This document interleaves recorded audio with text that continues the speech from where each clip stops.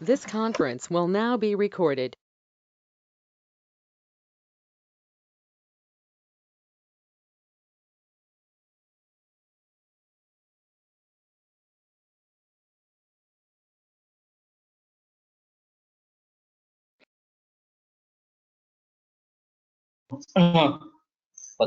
जुलै 2021 शरक माधव निदान मधुकोष्टिका शङ्खं चक्रं जलपान्दतमृतघटं चारुदोर्भिश्चतुर्भिः सूक्ष्मस्वच्छातिहृद्यां मौलिमुम्भोजनेत्रं कालाम्भोदोज्ज्वलाङ्गं कटितटविलसच्चारुपीताम्बराढ्यं वन्दे धन्वन्तरिं तं निखिलगतवनप्रौढदावाग्निगीतम् प्रौढदावाग्निगीतम् ब्रह्मणो हि समारब्धाम् आत्रेयादेषु पूजिताम् अस्मदाचार्यपर्यन्तां वन्दे गुरुपरम्पराम् आयुर्वेदरतं वन्दे माधवाख्यं महागुरुम् आयुर्वेदामृतं सर्वं शिष्येभ्यो यः प्रदत्तवान् द्रष्टा ज्ञानी दृष्टकर्मा कर्मा तथैव च अध्यापकोऽभिषक्श्रेष्ठो महान् संशोधकस्तथा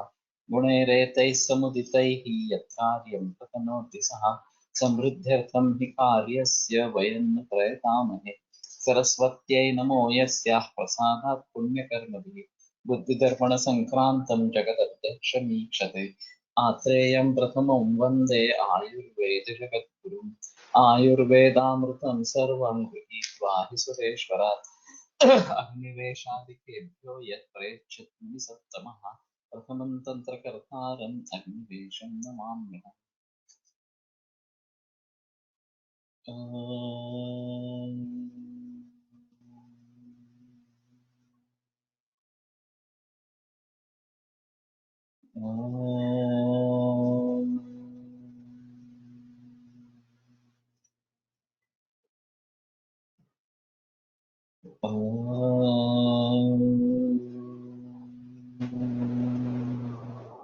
ओम शांति शांति शांति।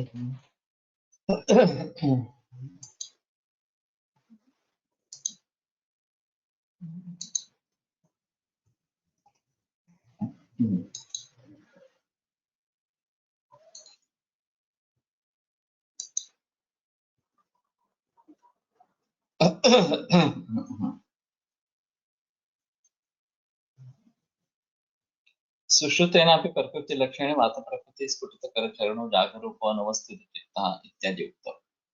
प्रकृतिरोगयोश्च अयं भेदः प्रकृतिः अपथ्यसेवया नात्यन्तं बाधते यदुक्तं विषणतो यथा कीटो विषेण न विपद्यते तद्वत् प्रकृतिर्देहस्तद्जातत्वान्न बाध्यते।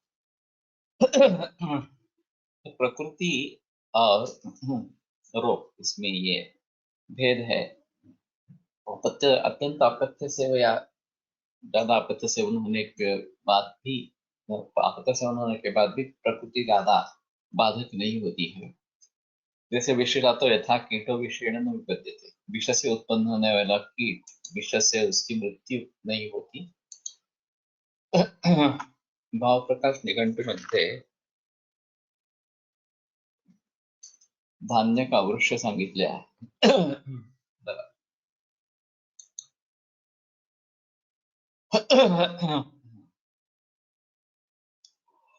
मेरा भी कंठस्थीकरण भाव प्रकाश का ही है, मैं भी काफी भूल गया हूँ।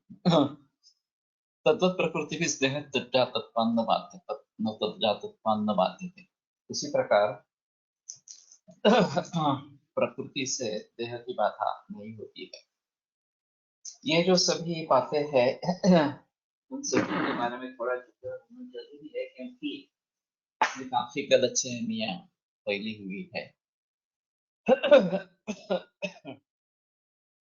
और जो वेरिएशन है प्रकृति से वो बहुत ही थोड़ा होता है और सर्वसामान्य स्तर पर सभी आदमी प्रकृतिस्थ ही होते हैं, यानी कि सम प्रकृति वाले ही होते हैं। जो वेरिएशन है वातल पित्तल श्लेष वाले ये बहुत ही कम दिखाई देता है और द्वंद्व जो उससे भी कम इस प्रकार का दिखाई देता है। विस्तरस्तु विस्तरस्तु सुश्रुत श्लोक वार्तिके प्रश्न विधानाख्ये टीका सुचिद्रष्टव्य। तो उसमें प्रश्न विधानाख्य और टीका इसमें द्रष्टव्य। ननु प्रकृत्यारम्भकत्वं दोषत्वम् इत्येवास्तु न सत्यम् विपक्षाद्व्यावृत्तिर्भवत्येव किन्तु दोषस्वरूपं न उक्तं स्यात्। यदि से प्रकृति आरंभकत्वम दोषत्वम इसी प्रकार की व्याख्या करते हैं तो भी वो पर्याप्त रहेगी, लेकिन उसका स्वरूप उसमें पता नहीं चलेगा। सुश्रुतादि वातादेव प्रकोप काल प्रकोपण निर्हरण स्थान विशेष रोग विशेष लिंग विशेष चिकित्सा विशेषणाम अभिधाना तस्यापि दोषत्वम पूर्व टीकाकारैः आषाढ़ धर्म स्वामी दासादिभिः स्वीकृतं तदपि एतेन व्यवच्छिन्नम्। तो रक्त चौथा दोष है या नहीं है, इसके बारे में काफी बहस की गई है। वायु पित्तन कफश्चेत त्रयो दोषा समासतः इस सूत्र की अरुंधत या हेमाद्रि की जो टीका है उसमें काफी इसके बारे में बहस आई है। और फलस्वरूप दोष खुद रक्त खुद दोष नहीं है, लेकिन दोष जैसा है इतना ही निकला है। तो उसका भी निरसन इसमें हो गया। तो वातायदेव प्रकोप काल प्रकोपण निर्हरण स्थान विशेष रोग विशेष लिंग विशेष चिकित्सा विशेष इस सभी का बयान होने के कारण या इस सभी के बारे में विवरण होने के कारण रक्त भी दोष है ऐसा पूर्व टीका करे आषाढ़ धर्म स्वामीदास है। आषाढ़ धर्म स्वामीदास इन टीकाकारों ने इसको रक्त माना है। तदपि एतेन व्यवच्छिन्न उसका भी इससे विवच्छेद हो गया। अभी यूनानी में रक्त चौथा दोष माना जाता है ऐसा सुना है, लेकिन ऑथेंटिक इंफॉर्मेशन नहीं पे बिली इस प्रकार की नहीं है। तो ये एक थोड़ा सा देखना पड़ेगा। अधुना तो नहीं ही अस्वीक्रिय मानत्वा, क्योंकि आज के जो लोग हैं वो रक्त को चौथा दोष नहीं मानते हैं। वो भी दोषों से ही दुष्ट होता है और फिर दूसरों को बिगाड़ता है, ये बात सही है। ननु दोषाश्चेत् कारणं तर्हि तेषां सर्वदा देहे सद्भावात् सर्वदा रोगोत्पादकत्वप्रसंज्ञाः कुपिता इत्यर्थ। अगर दोष रोगों का कारण है तो सर्वदा ही शरीर में है तो सर्वदा रोगोत्पादकत्व प्रसंग रहेगा, तो नहीं कुपिता इति विकृति मापन्नाः। तो जो कुपित दोष है वही रोग के कारण है, प्राकृतिक जो दोष है वो स्वास्थ्य का हेतु इस प्रकार का। ननु तत्प्रकोपः स्वभावात् कारणान्तरात् वा, दोषों का प्रकोप स्वभाव से होता है या दूसरे कारण से होता है।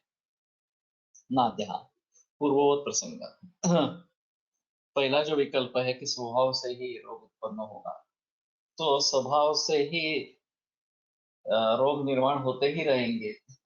दोषों का प्रकोप होने का स्वभाव है और प्रकोपित दोष रोग को निर्माण करते रहते हैं, तो सर्वदा ही रोगत्व प्रसंग इस प्रकार का रहेगा।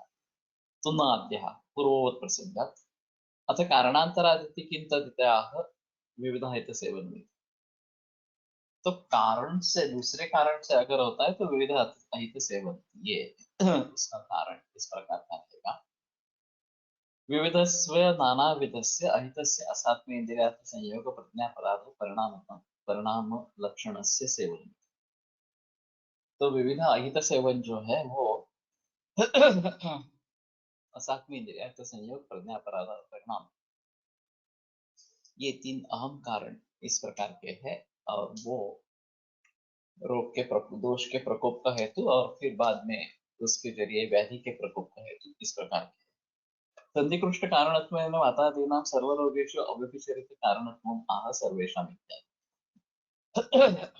क्योंकि दोष बहुत नजदीकी कारण है, तो सर्वरोगेषु अव्यभिचरित कारण निज रोगों के बारे में सभी रोगों में दोष प्रकोप पूर्वक ही रोगों का निर्माण होता है, तो उसमें सभी में दोष ये किसी भी अपवाद के बिना कारण है। सर्वेषाम् इत्यादि कुपितत्वेन हि धातूनां मलिनीकरणात् दोषा एव मला इत्युच्यते। कुपित होने के कारण धातुओं को मलिन करने के हिसाब से दोषों को मल भी कहा जाता है। कुपिता विकृतिमापन्ना वातपित्तकफाः सर्वेषामपि रोगाणां निदानं कारणं। तो इस प्रकार के रोग दोष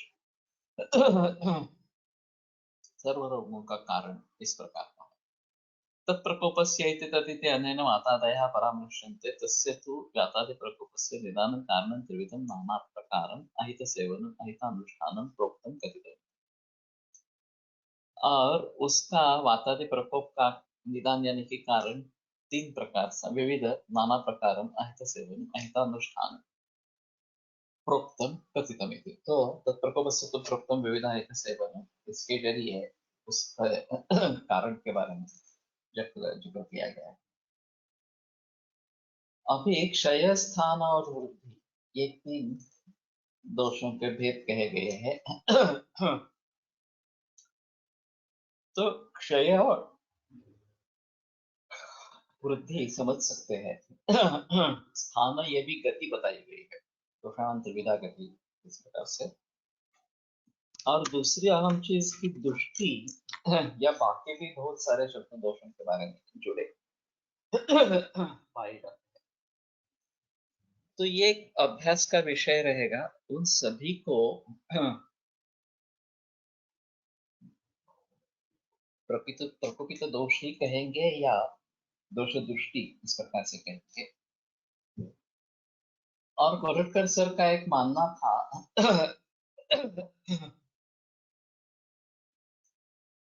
कि बढ़ाने वाले कारणों से वृद्धि होना, क्षय करने वाले कारणों से क्षय होना, ये तो ठीक है, लेकिन उसके बावजूद भी दोषों में परिवर्तन आना ये भी एक बात हो सकती है। और वो ज्यादातर मिथ्या युग के कारण होती है। तो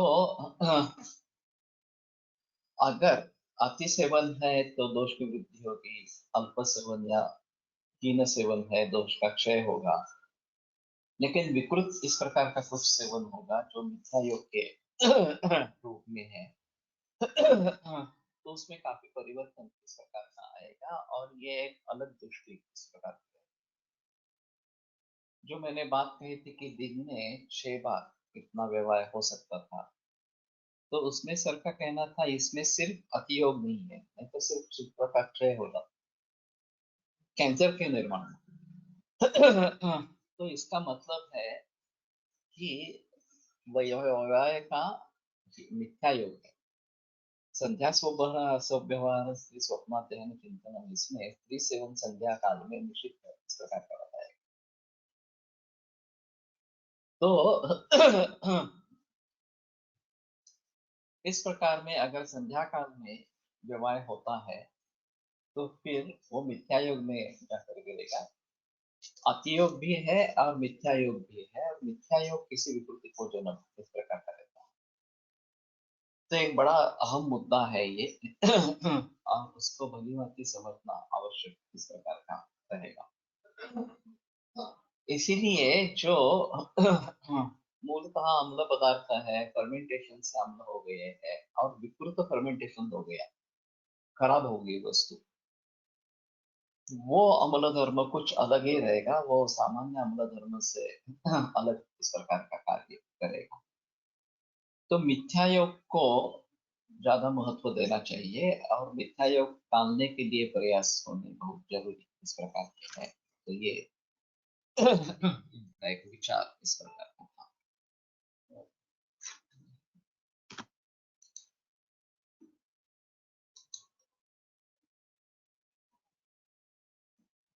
निदानार्थ करो रोगो रोगस्याप्युपजायते तद्यथा ज्वर संताप तर्कपित्तम दीये। तो रोग निदानार्थ कर, निदान का जो प्रयोजन है कारणत्व ये भी होता है, करता रहता है। रोगस्य अपि उपजायते,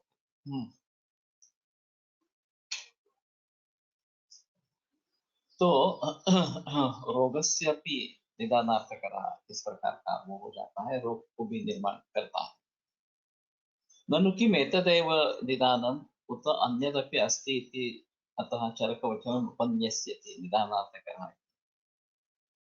केवल इतना ही निदान है या और भी कुछ है? तो चरक वचन देते हैं कि दूसरा भी कारण है, निदानार्थ कराए अपि शब्द अत्र भिन्न क्रम। तो अपि शब्द इसमें भिन्न क्रम के लिए बताया गया है कि ये थोड़ा अधिकरण बदल गया उसका, इसलिए भिन्न क्रम। रोगोपि निदानार्थ करो रोगस्य। रोग भी, रोग का निदानार्थ कर इस प्रकार का है। अस्यायम अर्थात निदानेन या अर्थ करते क्रियते व्याध्याख्यास रोगेण अपि। जैसे कारणों से व्याधि रूप कार्य संपन्न होता है, निर्माण होता है, वैसे रोग से भी रोग निर्माण होता है। रोगोपि रोगकरः इति वाच्ये यन् निदानार्थकर इति अकरोत् तेन एवं गमयति रोगोपि रोगान्तरं कुर्वाणो निदानान्तरोपबन्धितबल एव करोति एवं रोगो रोगस्य निदानं भुजायति इत्येव युक्तम्। तो रोगोपि रोगकरः इतना ही बताते तो भी बात चलती, लेकिन निदानार्थकर इति अकरोत्, उसने निदानार्थ कर इस प्रकार के शब्द का प्रयोग किया है। तो निदान का जो अर्थ कारण वो करने वाला इस प्रकार से तेने एवं गमय, तो उससे ये ध्यान में लाके देता है गमयति रोगोपि रोगांतरं कुर्वाणो निदानांतरोपबृहित बल एव करो। एक रोग दूसरे रोग को जो निर्माण करता है वो निदान से उपबृहित जिसका बल हो गया हो कारणों से उसको शक्ति प्राप्त हो गई हो, तो ये इस प्रकार का दूसरे रोग को निर्माण करता है। एवं रोगो रोग से निदान हो जाए तो इस प्रकार से रोग रोग का कारण इस प्रकार का हो जाता है, ये योजना इस प्रकार। तो एक रोग से दूसरा रोग भी निर्माण होता है, ये भी एक अहम है। हेतु कोश में इस प्रकार के काफी उदाहरण इकट्ठा हुए हैं। तो तथा ज्वर संताप रक्तपित्तम विदियते रक्तपित्ताद्यवस्थाप्याम वगैरह इस प्रकार से जो आगे उदाहरण बताए गए हैं वो भी है। और कासवृद्ध्या भवेत् श्वासः कासाच्च जयते क्षयः। तो कास से श्वास क्षय ये रोग निर्माण होते हैं, ये इसमें काफी बहस की गई है। और अभी के दिनों में खास करके आधुनिक वैद्य रोग के मूल तक पहुंचता नहीं है और केवल लाक्षणिक चिकित्सा को ही चिकित्सा मानता है। इसके जरिए मूल रूप से रोग जाता ही नहीं और उसके उपद्रव होते रहते हैं। और इसीलिए डायबिटीज एक मूल रोग हो गया। नेप्रोपैथी और रेटिनोपैथी न्यूरोपैथी ये उसके उपद्रव इस प्रकार के रहेंगे।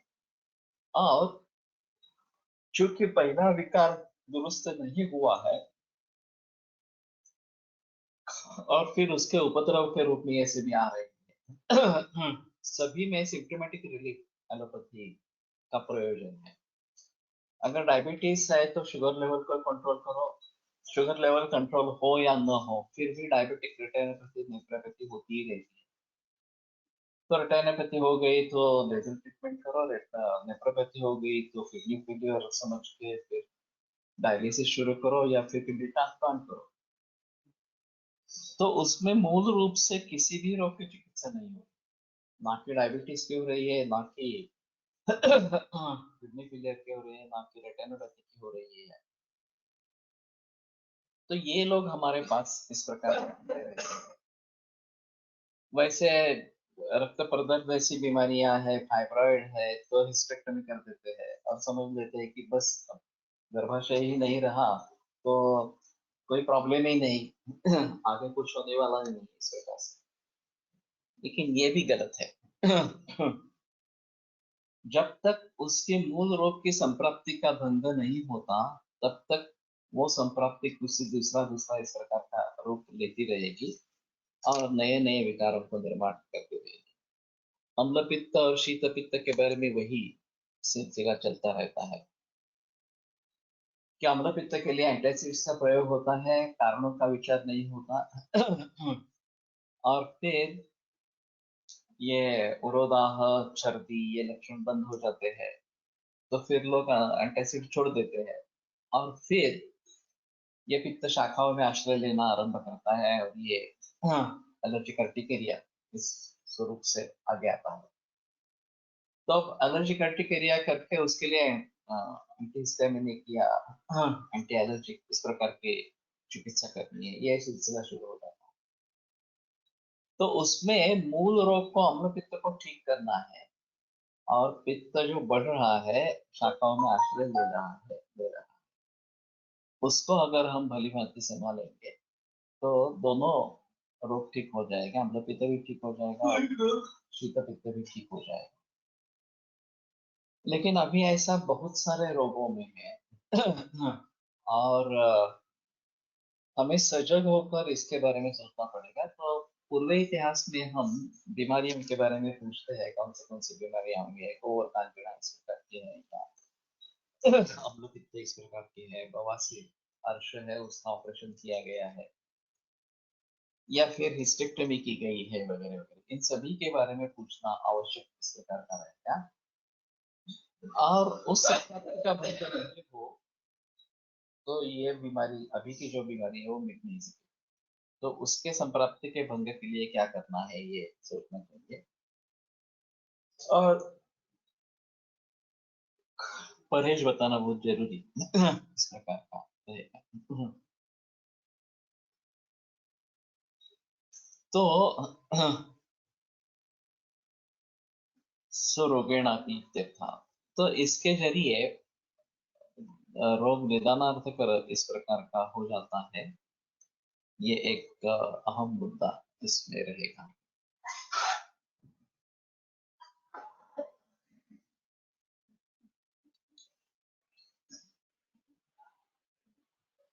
तद्यथा ज्वर संतापात रक्तपित्तम उदीर्यते रक्तपित्तात् ज्वरस्तभ्यं शोषश्चापि उपजायते।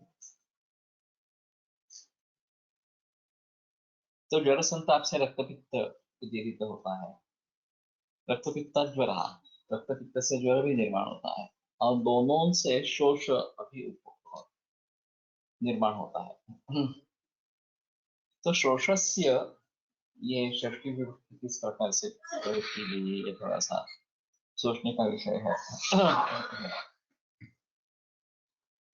ज्वरसंतापात् रक्तपित्तम रक्तपित्तात् ज्वरः, तो प्रथम विभक्ति का निर्देश। लेकिन शोषस्यापि तत्कारणं जायते, ताभ्यां ये थोड़ी क्लमजी रचना है।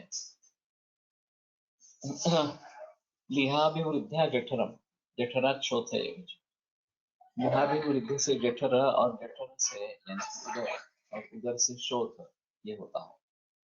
तो ये थोड़ा सा अजीब है। जनरली उदर की पूर्वरूप अवस्था में शोथ निर्माण होता है। अब उदर के कारण शोथ निर्माण हो रहा है और उदर की चिकित्सा करने से शोथ चला जाता है, ये काफी बार देखा है। खास करके जब हम केवल दूध पे रखते हैं तो 2-3 दिन में ही पूरा शोथ उतर जाता है, ये काफी बार देखा है। उसके साथ में अगर निरंतर चिकित्सा करते रहते हैं तो बहुत जल्दी इस प्रकार से आते रहते। बहुत सारे वैद्य, नए वैद्य जो है वो उधर जातक अवस्था में दूध का परहेज बताने में हिचकिचाते हैं, उनको डर लगता है कि पेशेंट उनको छोड़ के चला जाएगा। तो ऐसा मत करना, निश्चय पूर्वक उसको बता देना कि दूध ही लेना है, पानी भी नहीं लेना है, तभी सफलता मिलेगी। हाँ, सभी खाने के लिए अलाउड करेंगे और दवाइयां दे देंगे, विरेचन दे देंगे तो सफलता नहीं मिलेगी।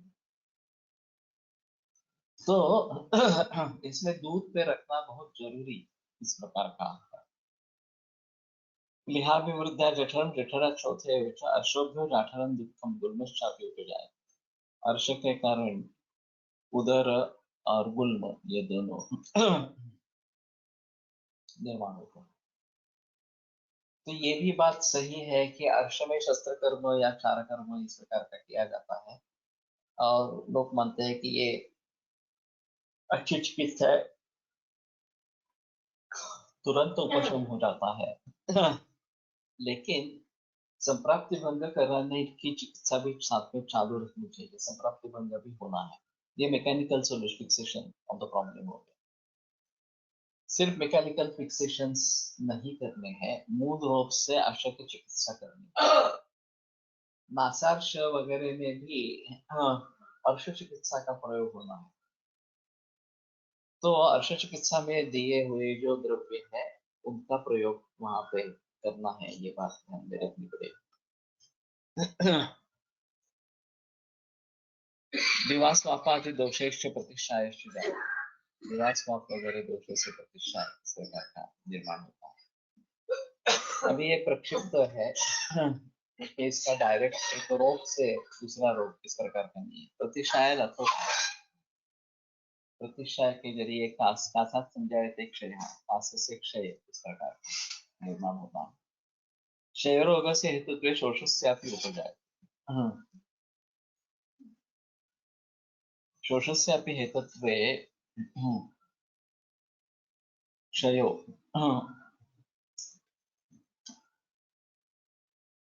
हाँ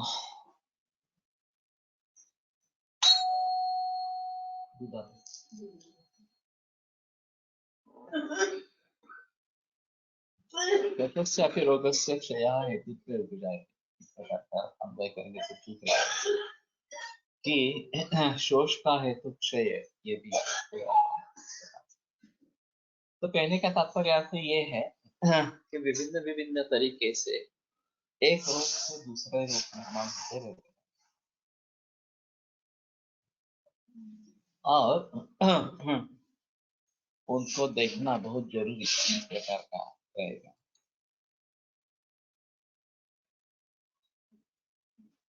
इसे घेऊन येतो नांदा थोडासा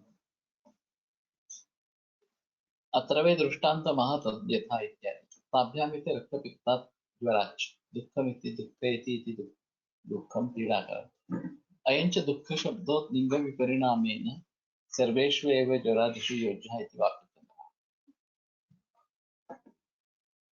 तो पुल्लिंग स्त्रीलिंग नपुंसकलिंग जो भी हो उस सभी में दुख दुख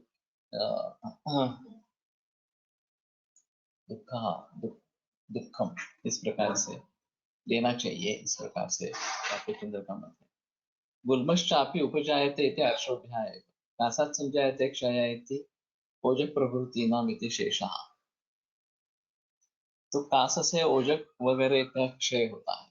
सच क्षय रोगस्य हेतुत्वे उपजायते। वो क्षय रोग के कारण से निर्माण होता है। कस्य रोगस्य इत्यः शोषस्य इत्यादि राजयक्ष्मणः। अत्र केचित् हरिचन्द्रादिभिः व्याख्यातं पाठान्तरं पठन्ति क्षयरोगस्य हेतुत्वे शोषश्चाप्युपजायते।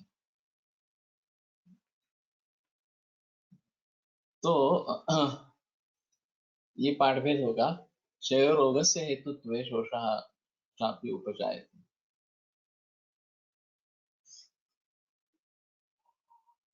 हाँ, शोषश्च और शोषस्यापि उपजायते इतना ही फर्क है।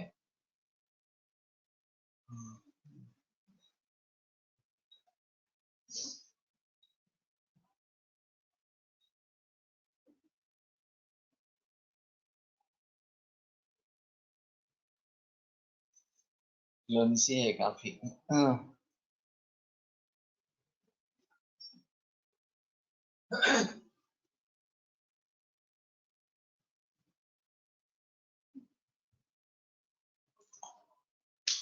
क्षय रोग से हेतुत्व शोषश्चापि उपजायते ज्यादा पाठ रहेगा, एक अच्छा रहेगा। दोनों शब्द को मिलाएंगे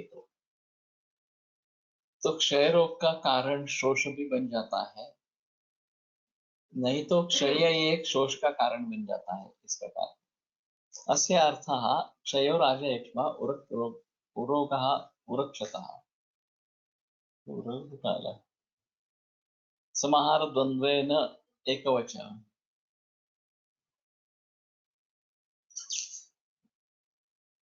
तस्य हेतुत्वे शोषो धातु क्षयः उपजायते।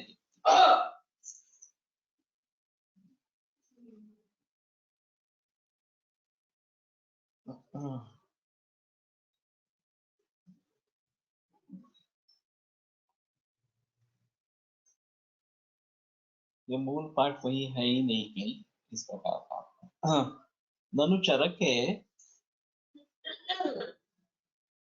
द्वंद्वश्च प्राणितूर्य सेनांगानाम, ये एक पाणिनि का सूत्र है। और फिर से एकवत, ये भी एक सूत्र है, तो वो एक वचन हो जाता है उसका।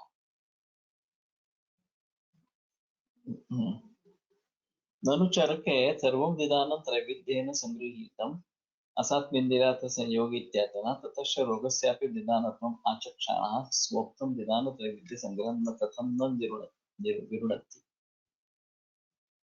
अभी चरक में निदान त्रैविध्य बताया गया है कि असत्मिन्द्रियार्थ संयोग प्रज्ञा पराधर परिणाम ततश्च रोगस्यापि निदानत्वम् आचक्षाणः, और अभी रोग को भी कारण बता रहा है। स्वोक्तम स्व निदान त्रैविध्य संग्रहम कथम न विवृणति, उसी के द्वारा बताया गया जो निर्माण निदान त्रैविध्य संग्रह जो है उसको ये विपरीत इस प्रकार का या विरोधी इस प्रकार का नहीं क्या होगा। अत्र एक समाधि अभिद्यते, तो कुछ लोग इसका समाधान इस प्रकार से करते हैं।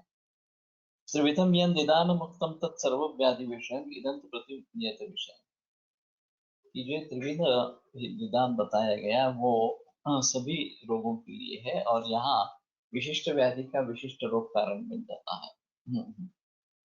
यतो न सर्वे रोगा रोगात् जायन्ते किंतु कश्चिदेव व्याधि, सभी रोग रोगों से उत्पन्न नहीं होते, कोई पर्टिकुलर व्याधि रोग से निर्माण होता है। कुतश्चित् रोगात् चतुर्थम एव एतं निदानं रोगाख्यम् इति। तो ये किसी रोग से निर्माण होने वाला है, इसलिए ये चतुर्विध कारण है।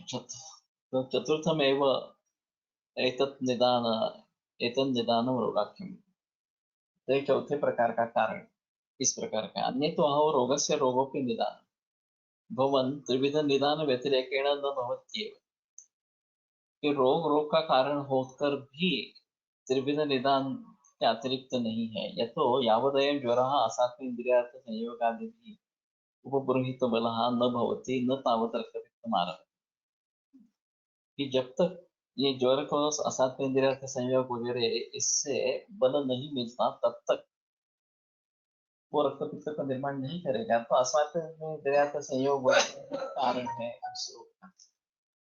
लेकिन यहाँ बैकग्राउंड में ये रोग है और उसको उपबृंहित बल असात्म इंद्रियार्थ संयोग वगैरह से मिलता है। तस्मात् व्याध्युत्पादे त्रिविध एव हेतु साक्षात पारंपर्येण वा, तो रोगों का तीन प्रकार का ही कारण है, साक्षात या परंपरा। जब एक रोग दूसरे रोग का कारण बन जाता है तो परंपरा से है, और साक्षात असात्य इंद्रियार्थ संयोग प्रज्ञा पराधर परिणाम इससे रोग जो निर्माण होगा वो साक्षात इस प्रकार का होगा। तो कहने का तात्पर्य तो ये है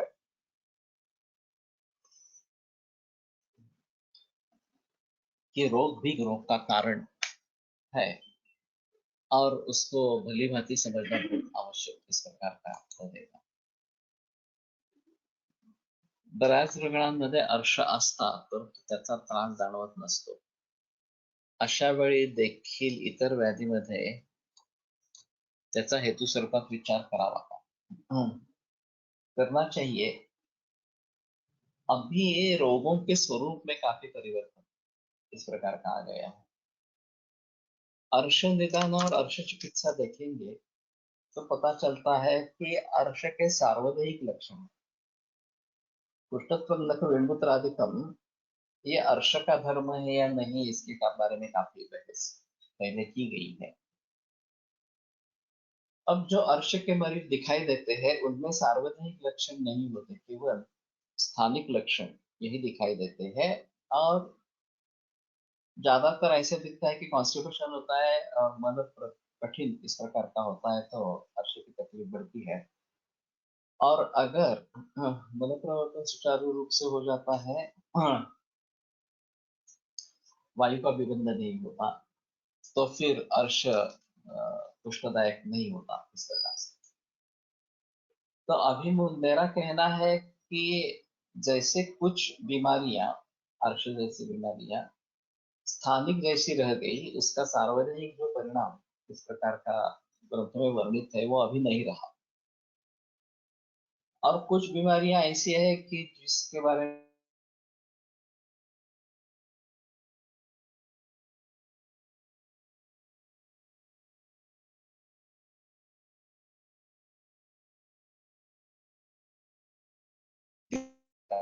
तो हम रुद्रों में पकड़ेंगे या फिर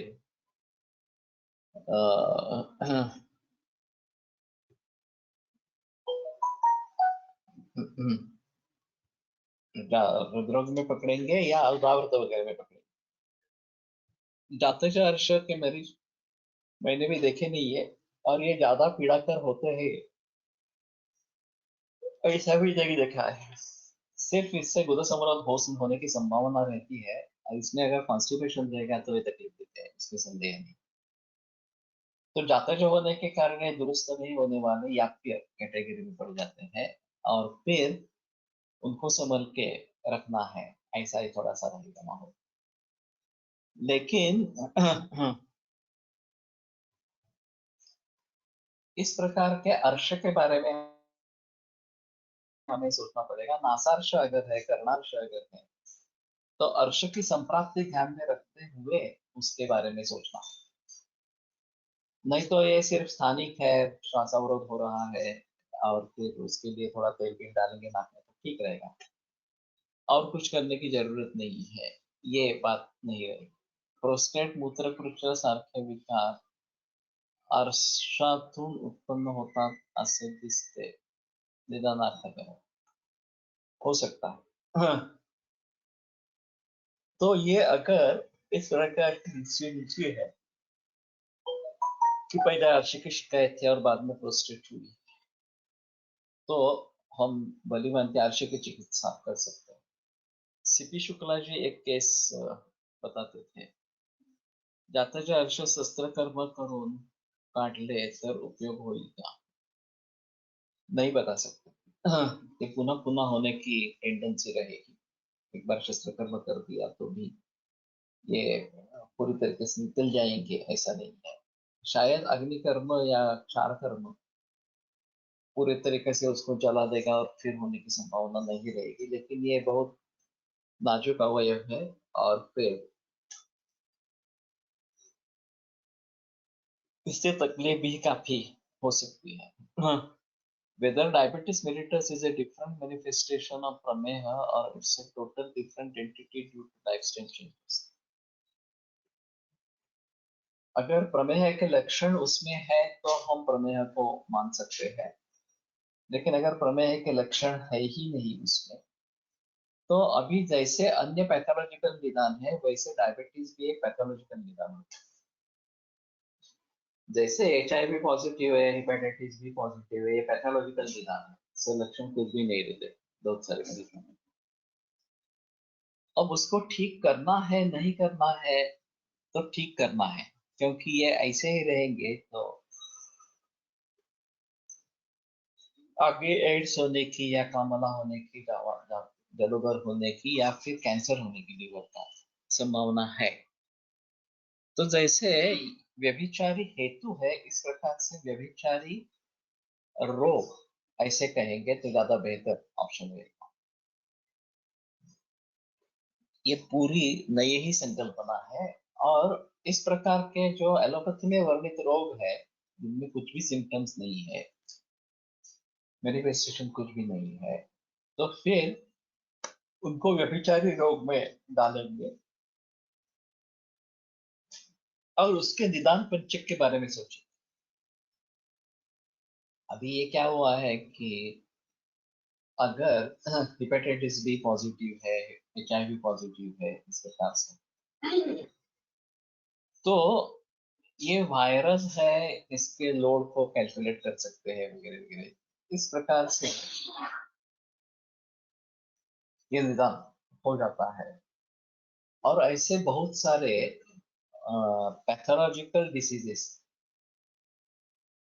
थायराइड बढ़ गया है इस प्रकार से, हाइपोथायराइडिज्म या हाइपरथायराइडिज्म इस प्रकार का है, तो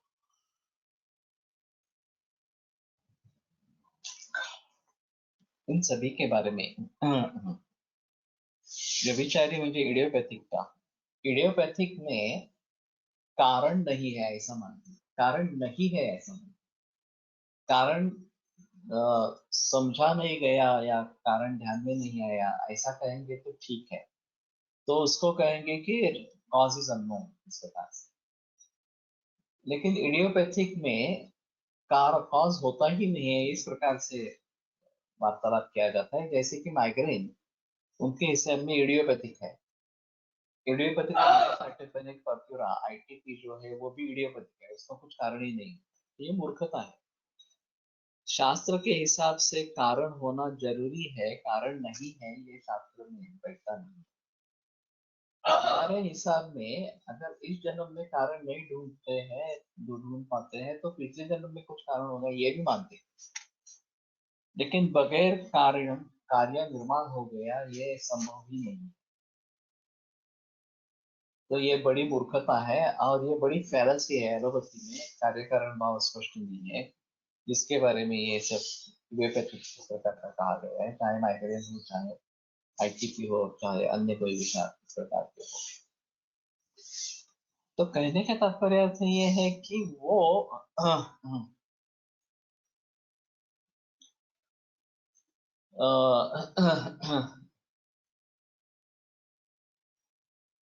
कारण होने ही चाहिए, कारण के बगैर कार्य होना ही होगा ही नहीं, ये एक अहम मुद्दा इसमें रहेगा। उसको व्यभिचारी इसलिए कह रहे हैं कि उसके कुछ सिम्टम्स नहीं। यदि स्वरूप रूपम नोक्तम तदा व्याधे अशेष विषय अशेष विशेषण स्वरूप नोक्तम सा। अगर रूप लक्षणों के बारे में बताते हैं तो व्याधि का अशेष रूप इस प्रकार का लक्षण ही नहीं बताता, रूप ही नहीं बताता। ये जो बात कही गई है हमारे शास्त्र में ये काफी महत्वपूर्ण इस प्रकार का है, क्योंकि एलोपैथी में इसी प्रकार के पैथोलॉजिकल रेडियोलॉजिकल डायग्नोसिस किए जाते हैं और फिर उसमें ट्रीटमेंट करने की कोशिश होती है कि मीन लेवल पर रिपोर्ट्स ला के रखेंगे या वायरल लोड कम कर देंगे तो समझते हैं हाँ बहुत अच्छा रिजल्ट है, अभी आगे कुछ करने की जरूरत नहीं। और वो सही नहीं है। तो हमारे पास इस प्रकार के मरीज आते रहते हैं और उनको तीन तरीके से देखेंगे ऐसा मैंने प्रस्ताव पहले भी रखा था। एक तो दातार गुरु जी के अनुसार परीक्षण करके औषधियों का निर्धार करें। दूसरी चीज ऐसी है कि पंचकर्म करके दोषों की शुद्धि करे और रसायन चिकित्सा दे सके तो दे देंगे इस प्रकार से। और अगर एंटीवायरल वगैरह ऐसा कुछ प्रयोग में ला सकते हैं, ये वायरस है ऐसा समझ, और उससे भी फायदा होता है तो ठीक है। और चौथी चीज व्यभिचारी हेतुओं को ढूंढना चाहिए कि दही सेवन, आचार सेवन या तली हुई चीजें खाना वगैरह, जंक फूड, फास्ट फूड, ये अगर कारण है तो उनको जैसे हम व्यभिचारी हेतु कहते हैं कि ये सब खा रहे हैं फिर भी व्याधि का निर्माण नहीं हुआ है, तो हम ऐसा नहीं कहेंगे कि ये कारण नहीं है। ये है, कारण है, व्यभिचारी हेतु है कि जिनके द्वारा अभी कार्य निर्माण नहीं हुआ है। उसी प्रकार से ये व्यभिचारी रोग उनको कहेंगे। और ये एक अहम मुद्दा नई सभ्यता के लिए है कि जिसको एलोपैथी में इडियोपैथिक इस प्रकार का कहा, वो हमारे हिसाब में रूप पूरा व्याधि इस प्रकार का ही है और उसकी भलीभांति चिकित्सा करना जरूरी है। अगर चिकित्सा नहीं करेंगे तो ये आगे जाकर मुसीबत खड़ी कर सकते हैं। तो इसलिए इन सभी के बारे में जानकारी प्राप्त करना और उनके लिए उपचार करना ये आवश्यक चीज रहेगी। अभी एलोपैथी में वायरल इन्फेक्शन है तो एंटीवायरल दे देंगे तो ट्रीटमेंट हो गई है सवाल से। लेकिन ये जो एंटीवायरल ट्रीटमेंट है वो लगातार देनी देनी चाहिए। एक दिन का भी अगर उसमें ब्रेक हो जाता है, तो ये रेजिस्टेंट हो जाते हैं और फिर वो एंटीबायोटिक काम नहीं करते, एंटीबायोटिक काम नहीं करते। तो ये एलोपैथी का माहौल इस प्रकार का है, और फिर उसके साइड इफेक्ट्स होते लगते हैं, होने लगते हैं, और फिर मूल रूप से चिकित्सा न होने के कारण वो पेशेंट आइदर मर जाता है, नहीं तो किसी आयुर्वेद के पास चला जाता है। तो इन सभी बातों को ध्यान में रखते हुए मूल रूप से चिकित्सा होनी चाहिए, सर्वांगीण दृष्टिकोण से विचार चिकित्सा होनी चाहिए, ये बात आवश्यक है सरकार के लिए। अगर व्यवहार बाहर करने से या दूसरे किसी अन्य टीके प्राप्त करने से बीमारियां निर्माण हुई है, तो ये कारण पहले टालना चाहिए, और फिर जो भी निदान है हमारा, उस निदान के आधार पर चिकित्सा करनी चाहिए, ये एक इसमें अहम मुद्दा रहेगा। तो उसको व्यभिचारी डिसीज कहना, ये एक अलग इस प्रकार की बात रहेगी, और ये नई संकल्पना, जैसे व्यभिचारी हेतु है वैसे व्यभिचारी रोग है, ये एक नई संकल्पना इस प्रकार की हो जाएगी।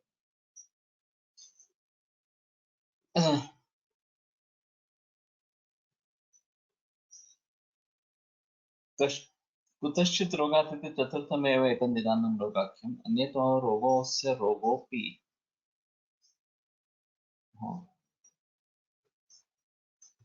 साक्षात् या पारंपर्येण ये हेतु है। अत्रैव दृष्टान्तम् आह तद्यथा इत्यादि, इसमें दृष्टान्त देते हैं तद्यथा।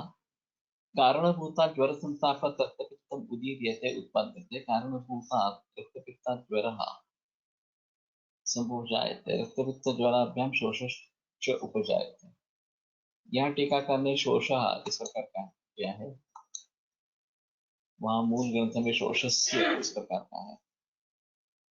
लिहाभिवृद्ध्या जठरम् उदरविकारः तस्मात् जठरात् शोथः, हर्षोभ्यः एव जठरं गुल्मश्चापि उपजायते। दुःखमिति दुःखं पीडाकरं, दुःखशब्दो विलिङ्गपरिणामेन सर्वेषु अपि ज्वरेषु योज्यः। अथ प्रतिशायत् कासो जायते, कासाक्षयः संजायते ओजो प्रवृत्तिनां विशेषः। तो कास से ओजो प्रवृत्ति का क्षय इस प्रकार का हो जाता है। न च क्षयः रोगस्य उपजायते, रोगस्य रोगस्य इत्यतः शोषस्य। सो क्षयरोगस्य सॉरी, शोषरोगस्य हेतुत्वे क्षयः उपजायते। इस शोष रोग के उत्पत्ति के लिए क्षय ये कारण इस प्रकार का हो जाता है। तो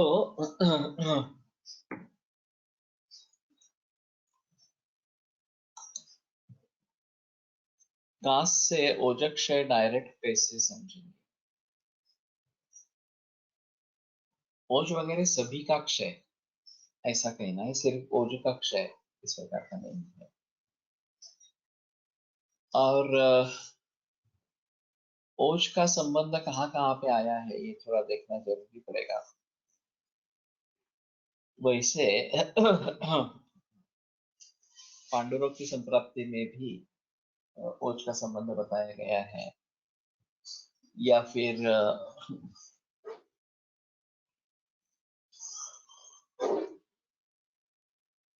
प्रमेह के में बारे में भी ओजक क्षय ये बताया गया है, ओजोमेह बताया गया है।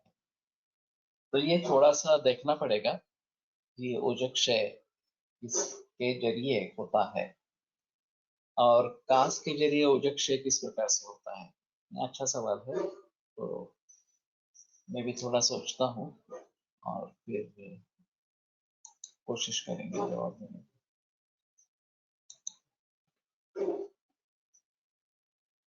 ते पूर्वं केवला रोगाः पश्चात् हेत्वर्थकारिणः, पहले वो केवल रोग होते हैं और बाद में हेतु का जो अर्थ है, हेतु का जो प्रयोजन, तो रोग निर्माण करना, कार्य निर्माण करना, वो करने वाले होते हैं। नुनिय एमे रोगाः रोगान्तरस्य निदानत्वेन उक्ताः ते किम् उत्पन्नमात्रा एव रोगं जनयति उत अनन्तरकालः इत्यतः ते पूर्वमुक्तः के निर्माण होने पर तत्काल दूसरे रोग का निर्माण करते हैं या थोड़े दिनों के बाद काल के पश्चात करते हैं इत्यतः ते पूर्वमुक्तः ते व्याधयः उपभोगहेत्वलाभात् प्राक् केवलः स्वतंत्रः जब तक उनको उपब्रह्म का हेतु मिलता नहीं है तब तक वो केवल स्वतंत्र इस प्रकार रोगा एवं रुजा कर्तृत्वात् पश्चात उपब्रह्म का हेतु लाभात् हेतु निदान से अर्थात प्रयोजन व्याधिजननाख्यम तत्पूर्वम् यथा ज्वरो ज्वरो रक्तपित्त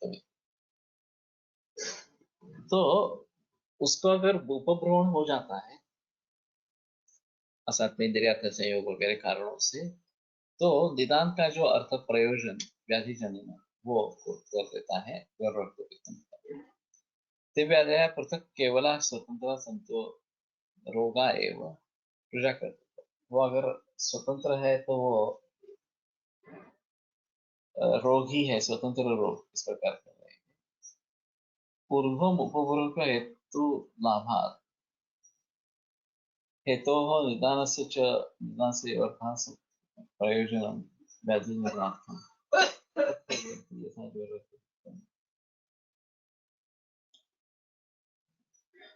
तो उपपूर्व का इस प्रकार का हेतु उसको मिल जाता है तो निदान का जो प्रयोजन है कि दूसरे रोग को निर्माण करना रोग का निर्माण करना वो कर देता है तत्कुर्वन्ति यथा ज्वर इत्यादि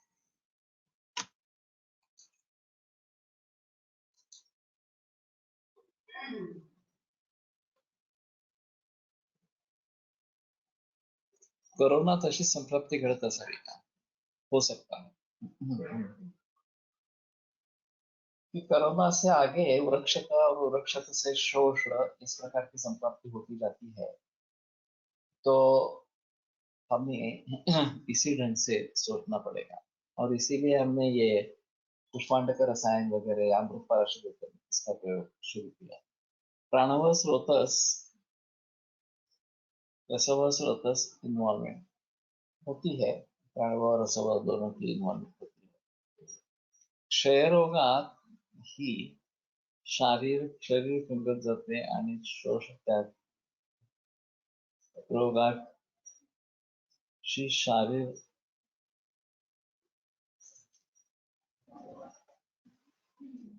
खांगाट जाते खंगत जाते शरीर खंगत जाते दोन्ही मध्ये धातू क्षय होत जातो मग या दोन रोगांचा स्वतंत्र उल्लेख का आहे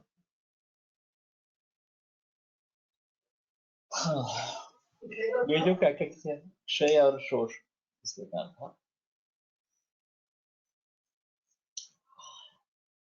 क्षय कारण है और शोष कार्य है इसके हिसाब से उनको अलग अलग तरीके से बताया गया होगा अंतिमतः इसकी परिणति शोष में हो जाती है ऐसा वाग्भट में दोनों को पर्याय शब्द भी माना है इस प्रकार से राजा राजा क्षय शोष रोगराट ये सभी उसके नाम इस प्रकार के बताए गए हैं क्षय रोगाती शरीर घटत तो उल्लेख आहे तो जैसे मैंने कहा कि ये कारण के स्तर पर उसका निर्देश है और शोष और क्षय का शोष जो है वो कार्य है इस प्रकार से और सभी धातुओं का शोष इस प्रकार का हो जाता है तो ठीक है यहाँ पे आज रुकते हैं अभी 2-3 ही सूत्र रहे होंगे माधव निदान के तो एक थोड़ा सा मैं रिव्यू करूंगा कल माधव निदान मधुकोष्ठी का पहला अध्याय जो है उसके बाद में और चक्रतत्व अगर मिल जाता है ऑनलाइन प्लेटफॉर्म में तो चक्रतत्व को आगे बढ़ाएंगे दूसरी चीज 26-25 जुलाई का निश्चित हुआ है लेकिन थोड़ी पाबंदी है वो बोल रही थी कि 35 ही छात्रों को वैद्यों को ले लो, ज्यादा संख्या नहीं बढ़ाएंगे इस प्रकार से। तो मैं अभी सोच रहा हूँ कि जो पुणे वाले छात्र है उनको पहला प्रेफरेंस दे देंगे। सुश्रुत कांटेक्ट करेगा उनको, व्हाट्सएप में मैसेज डालेगा। अगर वो आने के लिए तैयार है तो उन्हीं को पहले ले लेंगे। और सिर्फ वर्कशॉप में आना नहीं है, इसमें एक अहम मुद्दा है कि आगे काम करने की निश्चितता होनी चाहिए। कहेंगे तो ये जिम्मेदारी बनती है कि आगे जाकर जो काम सौंपा जाएगा वो करना है। अगर वो मानसिकता नहीं है कि आगे काम करना वर्कशॉप, जो लोग इस प्रकार से करना चाहते हैं कि जो आगे काम करना चाहते हैं वही शामिल हो जाए, वो ज्यादा बेहतर होगा। अगर ये पाबंदी नहीं होती तो अलग तरीके से थोड़ा सोच सकते थे, लेकिन सोशल डिस्टेंस का जो मुद्दा है उसको लेकर उनका कहना था कि 35 ही करें, ज्यादा मत करें इस प्रकार से। तो जो सुश्रुत के 12 भेजा जाएगा व्हाट्सएप मैसेज, उसको रिप्लाई करो। और जैसे मैंने कहा कि आगे काम करने का है, ऐसी सोच है तो ही आ जाओ, नहीं तो नहीं आना। नहीं तो हम दूसरे लोगों को इसके बारे में अवगत कराएंगे अगर 35 संख्या नहीं होती है तो। और फिर दूसरों को भी संधि इस प्रकार से मिलेगी।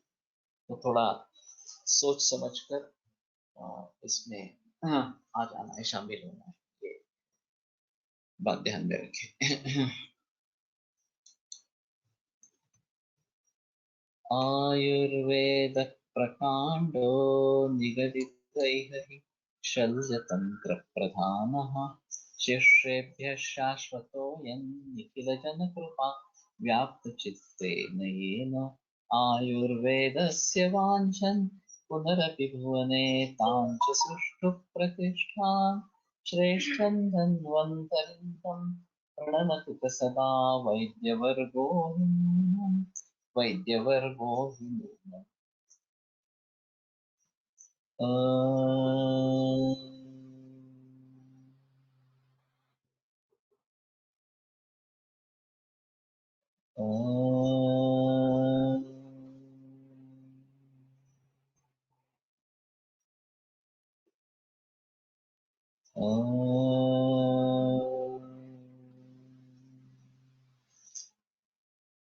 विरम्यते व्याख्यानमतः श्वः पुनरिति मिलिष्यामः।